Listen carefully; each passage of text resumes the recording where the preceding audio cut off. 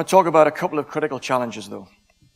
Two key challenges that I think remain for our organizations if we actually aspire to SRM greatness.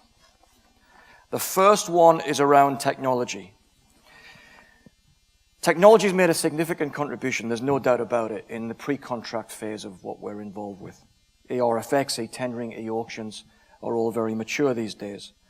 And we started to see some post-contract tools emerging with contract and risk management really gathering steam after the financial meltdown of 2008. However, I think the real prize for us here is that if we're able to measure the whole value spectrum.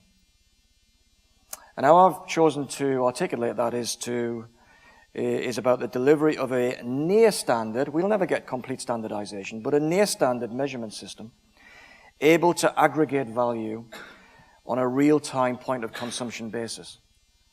Most of us, when we're doing our contracting, particularly when we're focused on indirects, we make the best estimates we can based upon volumes about what benefits this particular contract will bring to our business.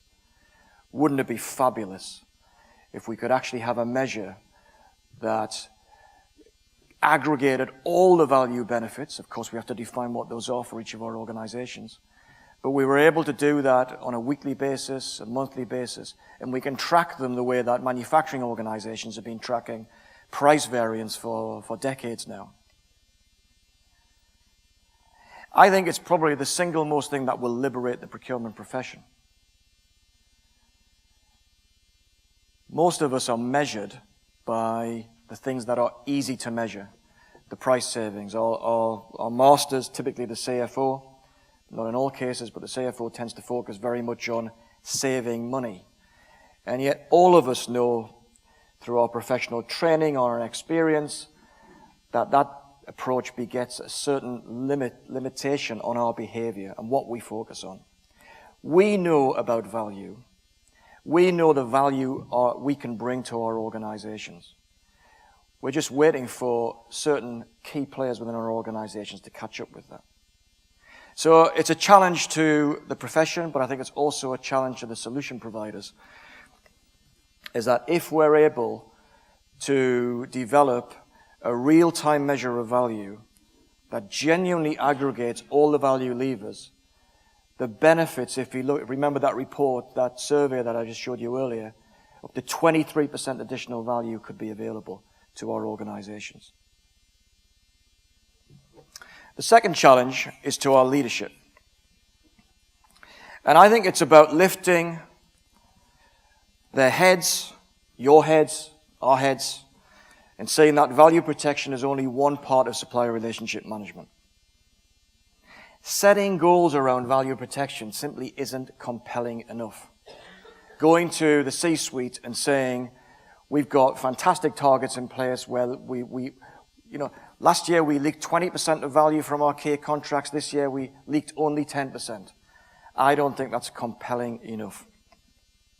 So I think we need to do that, and we also need to be setting targets for post-contract value through the means or the mechanism of value development, and ensure that our organizations deliberately pursue it. And I think we also need to invest in technology and know-how to make sure that we know how it's done.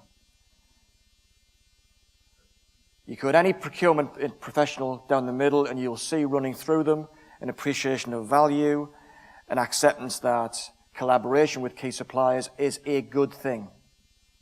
But we need to back that up with process and skills and investment in technology to make sure that we make it a reality. And finally, in closing, I hope by now that we recognize that SRM is here to stay.